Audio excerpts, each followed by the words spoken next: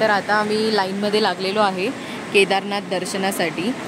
काल रात्री आम्ही जवळपास 12च्या आसपास वरती पोहोचलो, पण मी रेकमेंड नाही करणार कोणाला की तुम्ही ट्रेक करत या। 14 तासाचं जवळजवळ वॉकिंग आहे आणि 20-25 किलोमीटरचं डिस्टन्स अजिबात नाही आहे। डिस्टन्स आहे 25 ते 30 किलोमीटरचं।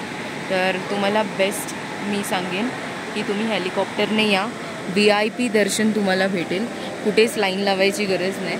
एकदा तुम्ही हेलिकॉप्टर बुकिंग केलं की मग तुम्ही VIP दर्शन, आणि हेलिपॅड्स पण खूप जवळ आहेत मंदिराच्या, सो हे तुमच्यासाठी खूप जास्त ॲडव्हान्टेज आहे। जर केदारनाथ तुम्ही बघत असाल ना, भरपूर लोक म्हणतात 6-6 तास 7-7 तास लाईनीमध्ये आहे, आणि जर तुम्ही आता बघितलं असाल आम्ही पण लाईनीतच उभे आहे। जवळपास सकाळी 7 वाजल्यापासून लाईन लावली आहे आणि आता किती वाजलेत?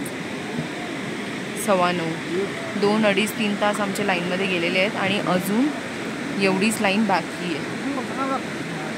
तर मी प्रेफर करेन की तुम्ही सगळ्यांनी यायचं असेल तर हेलिकॉप्टरने या आणि मस्त सुरळीत शांतपणे दर्शन घेऊन निघू शकता, कारण की हेलिकॉप्टरचे चार्जेस काही जास्त नाही आहेत। 5,000, 6,000, 7,000 तुमचे 2 वे आहेत, नॉट 1 वे।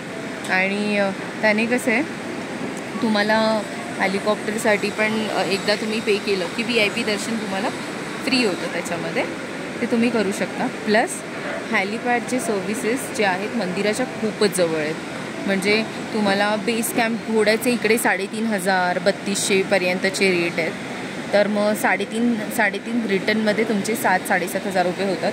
त्यापेक्षा हेलिकॉप्टरचे रेट करायचे तुम्ही, हेलिकॉप्टर 5,000, 7,000, 8,000 असे स्टार्ट आहेत 2 वे। तर मग मला वाटतं ते उलटं जास्त बेनिफिशियल आहे आणि पैसे पण सेव्ह होतात।